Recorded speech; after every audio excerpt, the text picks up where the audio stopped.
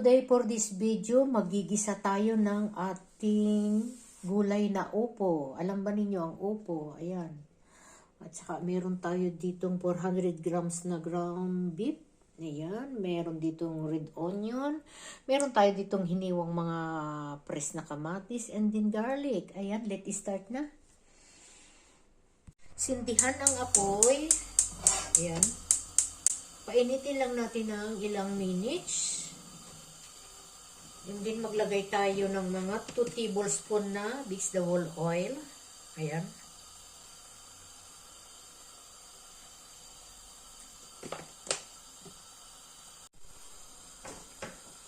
Lagay natin ang sibuyas.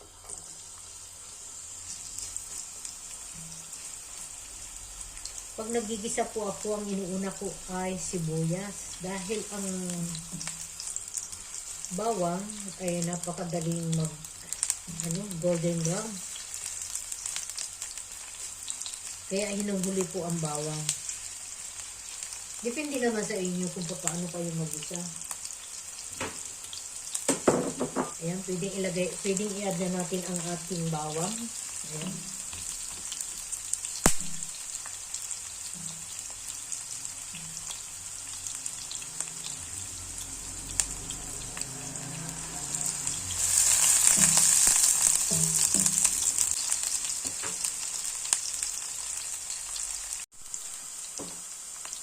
Ilagay na natin ang ground beef.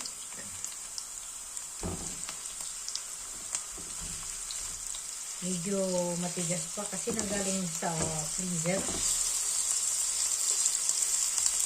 Hinaan lang natin ang ating apoy. Lahat na natin.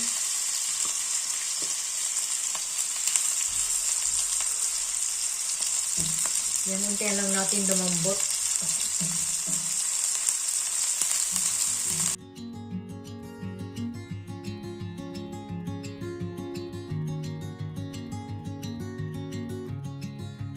After 5 minutes, ayan na.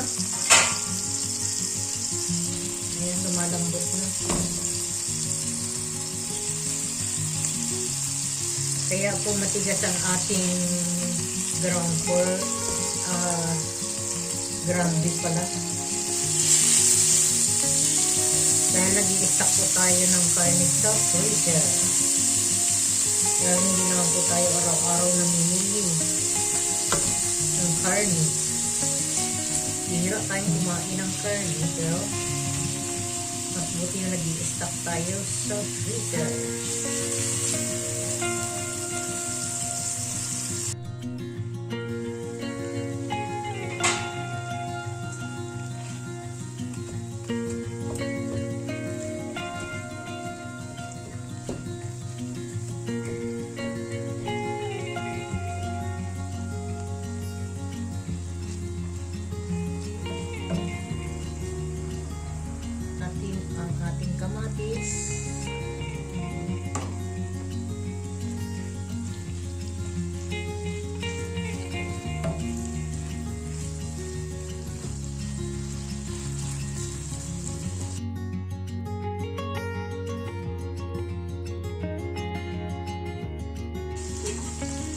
Lagyan natin ng kaunting oyster sauce. And then, lagyan din natin ng soy sauce. Tansya lang.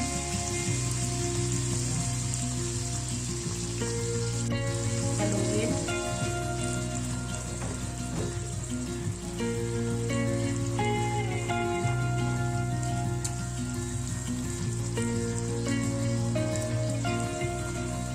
Din tayo ng black pepper.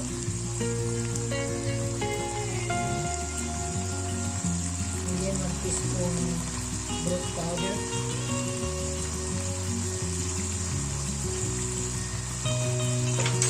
Hindi lagay na natin ang ating coco. Ayan, coco eh.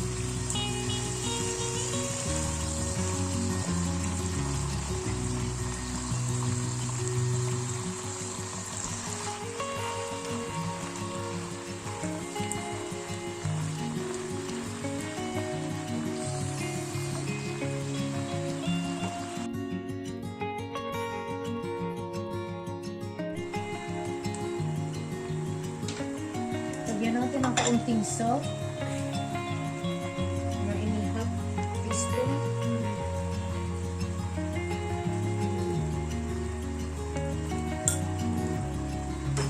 Then patakan po natin siya ng pesos para masarap. Yung ating ginisa, buko, salt, ground beef.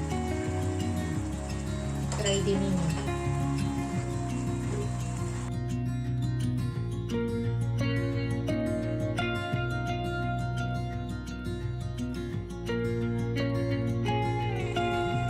Huwag po natin lalagyan siya ng tubig dahil magtutubig po siya. Dahil ang buko, nagtutubig po yan talaga. Mamaya na natin siya dagdagan pag walang tubig.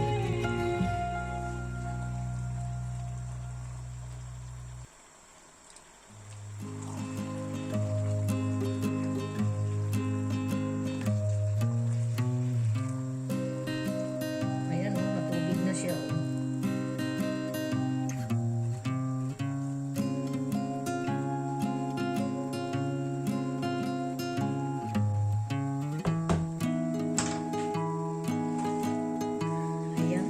Natin at balikan natin ng mga 20 minutes. Ayan, after mga 20 minutes, o diba nagtubig na siya, nagsabaw na.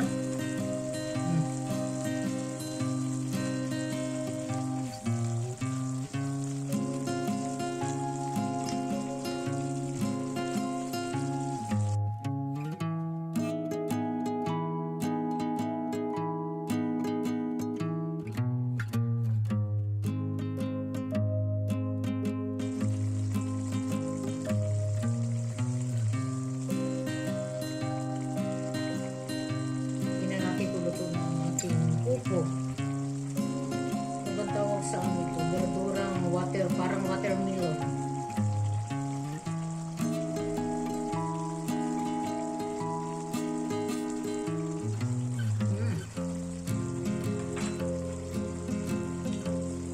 Guys, kung naghahanap pa rin kayo ng isang pang-ulam na pinakamura, ayan, kamatis lang. And then siguro kaya-kaya namang bilihin ang sa ground beef. Pwede din po ang ground pork. Hindi kaya ay pork belly na kaunti. Ayan, may pagulang na tayo. Gisa lang na upo sa kamatis.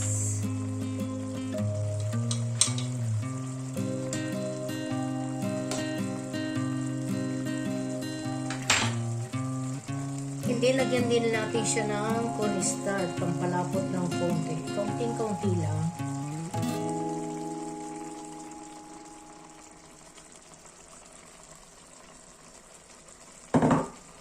Hindi, haluin lang natin.